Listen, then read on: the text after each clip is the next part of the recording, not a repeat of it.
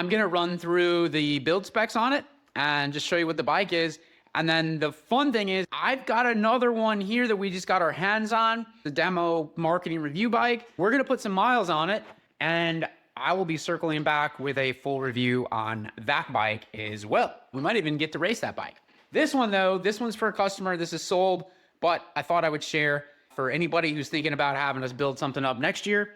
We are putting frame orders in again and plan to do some more custom builds on these Spearfishes. One of the things that I think is interesting, and I've said this before, I've had really racy bikes. I've had fast hardtails, had a Trek Super Caliber.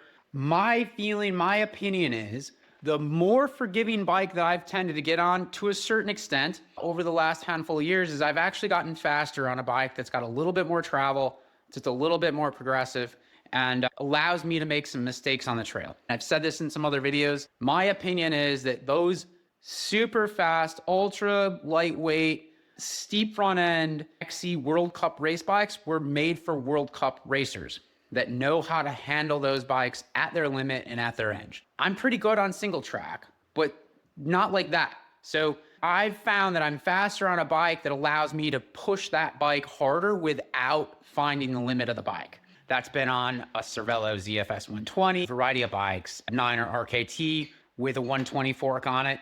And then now Salsa did what I think is what most of us are needing on these XC bikes or endurance XC bikes.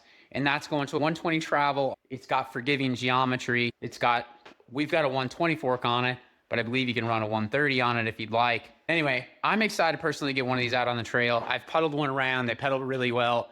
I had the previous generation Spearfish as well. The previous gen Spearfish though was heavy and it had that Super Boost hub. So if you wanted to get a lightweight set of wheels on it or something like that, you were gonna be into some money. You were gonna be mostly custom building some wheels and that type of thing. So the new one is a standard boost frame. So you can run whatever you want on it. You can get off the shelf wheels and whatever you want to put on it. I'm pretty excited about the new one. I weighed it and I didn't realize I didn't have the batteries in the seat post or the derailleur yet. It came in at 25 pounds, 10 ounces. We'll call it 26 pounds. I guess I never weighed it after that again. Anyway, let's run through the build. We've got a large Spearfish deluxe frame, that translucent kind of carbon fiber under there, or well, the paint is translucent. You can kind of see the carbon weave underneath it. We have got a Fox 34 SL with the SL damper on it. In the 120 travel, it's Fox factory fork, matches the float on the back. For a wheel set, we've got a set of Reserve XC 28s. Interestingly enough, when you hit us up for a bike build, sometimes we've got some pretty cool stuff hanging around here. These were takeoff wheels from a brand new Cervelo ZFS 120. Sold it without the wheels because the customer already had a pretty sweet set of wheels. This customer with those wheels on their Spearfish. Worked out pretty well. We've got the Reserve XCs wrapped in some Vittoria Barzo Mezcals. We got the Barzo on the front and we got the Mezcal on the back. Pretty common combination of tires out of our shop. And by the way, I rode a set of these wheels. We actually still own a pair ourselves. That's what I rode on a ZFS 120. Lynn rode those wheels all this summer on her 9er Air 9. All right, as far as a drivetrain goes on it, we went with a straight up SRAM XX transmission drive kit on it with the power meter. This one's got a 170 crank on it for somebody that's about 6 foot. We initially were gonna go with an XO build, add in the power meter, and then when you're building a bike like this, and the difference between going with that XO build and the XX build, it actually comes down to not a massive difference as far as percentage of the cost of the bike goes. It kind of works out, and at the last minute, this guy decided to go ahead and do the XX build on it with the power meter kit. We could actually just order the whole kit as it is with the power meter. We've got the RockShox reverb, and this is the latest gen, and you'll notice the battery is located down here.